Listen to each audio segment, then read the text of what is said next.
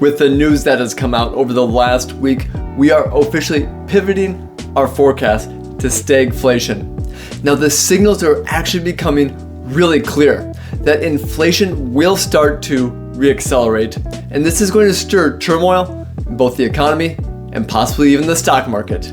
Federal Reserve made a really important decision to cut interest rates by 50 basis points, and they actually set the stage for more rate cuts to come. And this could actually be another 50 basis points by the end of the year. Now, what we're seeing here is that this move is really indicative of a slowing economy.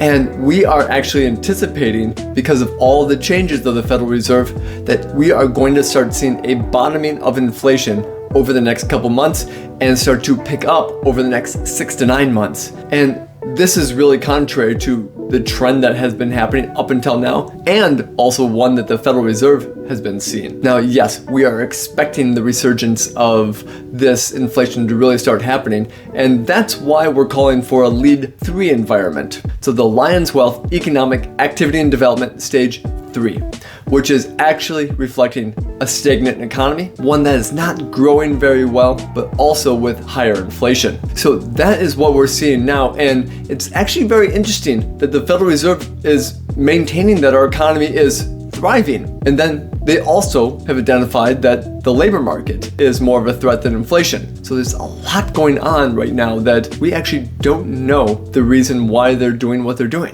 But the perspective that they're bringing here is really clear in how they're shaping the monetary policy and helping to increase inflation. You see, what happens now is that we're going to have a devaluing of the US dollar, which will further exacerbate prices, especially from overseas. And that's going to erode our spending power. And that is inflationary. So let's talk about portfolio changes.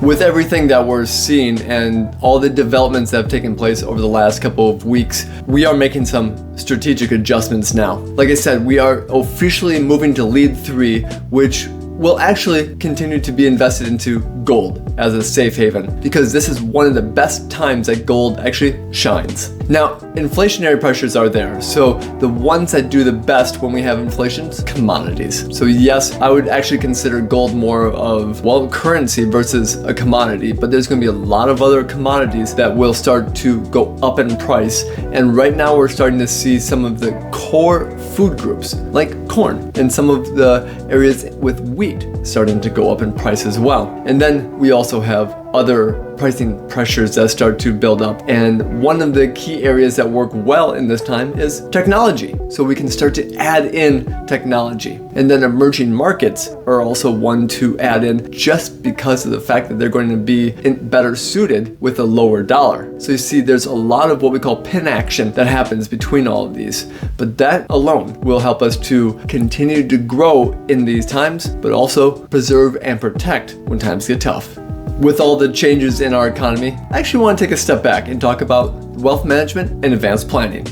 Let's take a step back from talking about the economy and the stock market for a second, and let's talk about something a little more near and dear to your heart, your family and your children. Now, I know you want to instill your values to them, and one of the great ways to do that is to establish a family foundation. Now, right now, with all of the research that's out there, about 70% of wealthy families have, and principally, is to do good for their community, their faith organizations, while instilling values that they want to their heirs.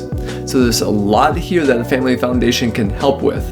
Now, here are a couple ideas for you as you're starting to put together the ideas and thoughts if it's going to be right for you. Now, the first one is that it really is part of doing good. And that's a lot of times the primary motivation behind these foundations is that altruism that it has and making that tangible difference, and also having your family see that as well. The second one then is to have a clear vision, especially for philanthropy. Now, when we have a clearly articulated vision, you can actually start to really hone in where your funds and all of your contributions are going to go, rather than making sporadic donations. But the third one is actually very important as well, that you have control. And one of these foundations, what they help with is really to help your family make smart decisions as well. So when you have your children, other members of your family, or even other members in general involved, they can now start to get that feeling and that sense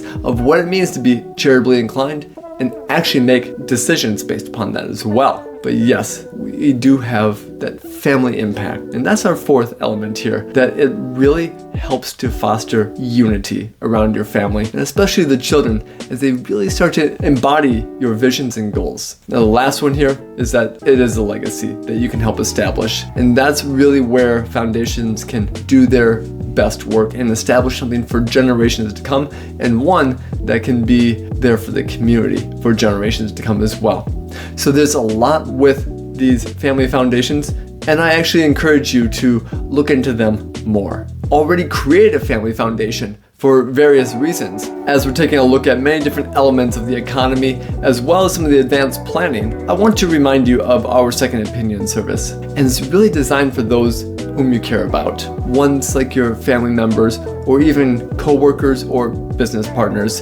And as they are in need of a second opinion to review their plan, what we can do is offer fresh insights to them and all the different elements that go into their plan. So we would have a discovery meeting, and we'd actually be able to assess where they're at, where they're going, and identify any gaps that exist. So if you know anyone that would like to go through a second opinion service, complimentary, please feel free to reach out and we'd be happy to help. And with that, I know we've talked about a lot. I want to open it up to you as well. As you have questions, feel free to reach out to us as well, and we'd be happy to help answer them and to make sure you are on the right track. And that leads us to a stress test. Finally, as we are looking at all the different details of not only your wealth plan, but then also what's going on with the economy, I want to remind you that you have the ability to do a stress test of your overall wealth plan. Now, this is designed to actually look at where you're at today, where you want to go in the future, and to see if there are any gaps that exist in your overall wealth plan. Now, we can really assess where you're at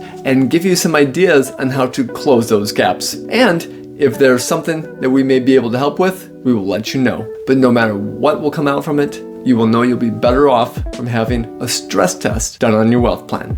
So please feel free to let us know, and we'd be happy to help. Take care.